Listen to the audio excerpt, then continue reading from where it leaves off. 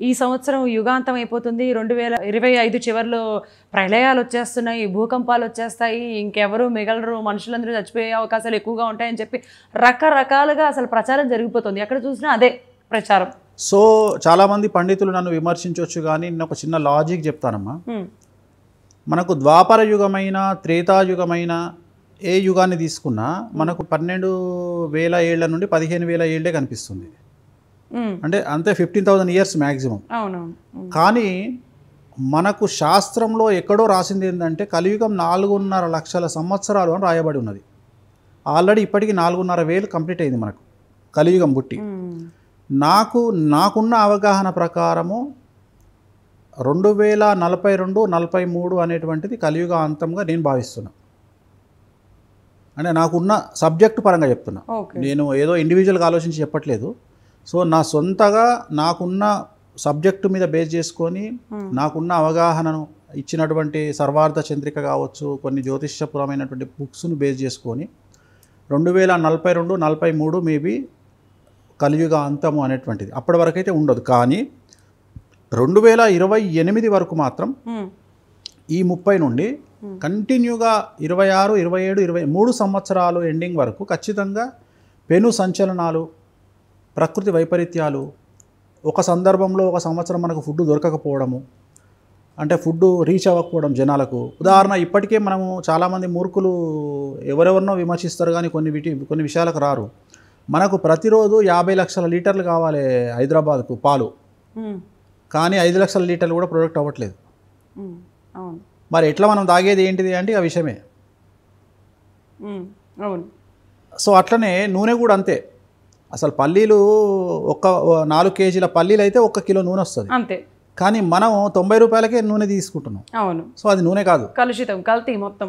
So అదే చెప్తున్నా. So ఇవన్నీ కూడా మనకు ఎక్కడనో దగ్గర బాగా విపరీతమైన నెగిటివ్ ఆరోగ్యపరమైన ఇబ్బందుల్ని ఇక మీదట రాబోతున్నాయి. అవే ఈ సంవత్సరం రవి అధిపతి సంచలనాలు దాటిస్తాయి. సో అట్లనే రాబోయే 2-3 సంవత్సరాలు చాలా సంచలనాలు ఉండబోతూ ఉన్నాయి. సో నువ్వు అడిగిన ప్రశ్నకు సమాధానం కలియుగ అంతం 2042-43లో ఉండొచ్చు. ఓకే.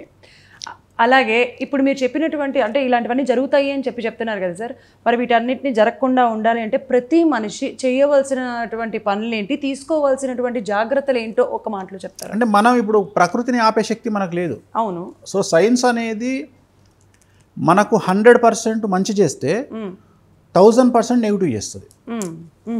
Simple logic. ఇప్పుడు క్రోసిన్ ఉంది, క్రోసిన్ మీద రాసేది ఏముంటుంది? అవును, over dose may be injurious to liver అని ఉంటుంది. అవును. సో కంటిన్యూగా ఎక్కువగా వేసుకోవాలి, ఎందుకు అవసరం లేదు. రోజుకు 2000 మిల్లీగ్రాములు దాటి 2000 mg దాటి కంటిన్యూగా 5 రోజులు 3000 mg వేసుకుంటే ఆటోమేటిక్గా లివర్ ప్రాబ్లం వస్తుంది. అంటే సైన్స్ మనకు బాగుపడమని ఇచ్చినటువంటి మెడిసిన్ అది. అట్లనే షుగర్ టాబ్లెట్ ఉంది, 10 షుగర్ టాబ్లెట్ వేసుకుంటే కోమాలకు పోతావు, అంతే. 10 బీపీ టాబ్లెట్ వేసుకుంటే లో బీపీతో చచ్చిపోతావు. సో నేను అనేది అదే, అంటే నీకు 100% మంచి చేసే సైన్స్ 1000%ను ప్రాబ్లం క్రియేట్ చేస్తుంది. రెండవది, రాబోయే 25, 26, 27, 28వ సంవత్సరంలో జరగబోయేటువంటి ఇంకొక సంచలనం ఏంటంటే మనం తయారు చేసుకున్న మన విమానాలు మేబీ ప్రస్తుతం ఉన్నటువంటి క్లైమేట్కు పని చేయకపోవచ్చును. అంటే ఆ క్లైమేట్కు, ఆ గాలికి, ఆ విండ్కు సైన్స్ అనేది కూడా విమానాల విషయంలో ఫెయిల్యూర్ అవ్వచ్చును. సో అందుకనే ఈ సంవత్సరం విమాన ప్రమాదాలు ఎక్కువ ఉంటాయని చెప్తున్నాను. అవును, చెప్పారు ఇందాక విమాన ప్రమాదాలు. సో అదే చెప్తాను. ఎందుకు అంటే విమాన ప్రమాదాలు టెక్నికల్లీ జరిగే అవకాశాలు చాలా తక్కువ, అసలు విమాన ప్రమాదాలు జరగవు. సో ఈ సంవత్సరం ప్రకృతికి విరుద్ధంగా ఏదో జరిగే అవకాశం ఉంది, సంచలనం. అందుకని విమాన ప్రమాదాలు ప్రకృతి విరుద్ధమైనటువంటి విషయాల వల్ల విమాన ప్రమాదాలు జరుగుతాయి, మానవ తప్పిదం వల్ల కాదు. ప్రకృతి ఏదో జరగడం వల్ల జరుగుతాయి. సో వీటిలో మనం చేయగలిగింది ఏమీ లేదు. అంతే, కనీసం మనం మనకి ఇష్టమైనది ఏముండో, లేకపోతే మన కులదైవం, అది వ్యక్తిగతమైన జాతకాలు. ఇప్పుడు ప్రపంచాన్ని కాపాడమని మనం కోరేది ఏముంటుంది? మనం కోరుకునేది ఒకటే, 10 మంది బాగుండాలి, అందులో మనం ఉండాలని కోరుకుంటాం. అంతకంటే మనం ప్రపంచాన్ని శాసించాలి అని కోరుకోవడం మూర్ఖత్వము. మనది మనం చూసుకుంటే చాలు.